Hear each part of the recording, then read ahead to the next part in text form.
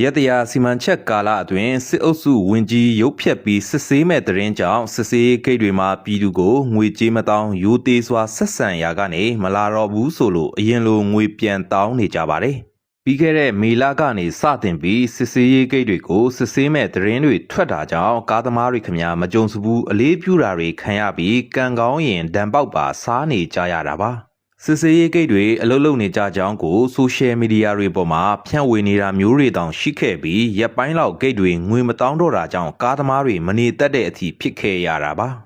နေပြီးတော့ယေနီဂိတ်ပဲခူးမြို့ဝင်မြို့ထွက်ဂိတ်မန္တလေးအဝင်အထွက်ဂိတ်တွေမှာငွေကြေးတောင်းတာတွေမရှိဘဲရက်နားနေရကနေနောက်ပိုင်းပြန်တောင်းလာနေကြပြီးပုံမှန်လိုပြန်ဖြစ်လာနေတယ်လို့ဆိုပါတယ်ရတရာစီမံချက်ဆိုပြီးဘာတွေလုပ်နေကြမှန်းကိုသူတို့ကိုယ်တိုင်မတိကြတော့ပဲဇူလိုင်လကုန်ပြီဆိုပြည့်ပြီဖြစ်တာကြောင့်ဂိတ်တွေလည်းအရင်လိုဆဲဆိုငွေတောင်းတာတွေပြန်လောက်လာနေကြပါတယ်ဝင်ကြီးကိုယ်တိုင်ရုပ်ဖြက်စစ်ဆေးမဲ့တရင်ဟာရန်ကုန်မန္တလေးအမြန်လမ်းနဲ့လမ်းဟောင်းပေါ်ကဂိတ်တွေစီပြန်နှမ်းခဲ့ရကနေငွေတောင်းတာတွေရက်နာပြီးတရင်မမှန်ဘူးလဲဆိုကောပြန်ပြီးငွေကြေးတောင်းနေကြတာပါ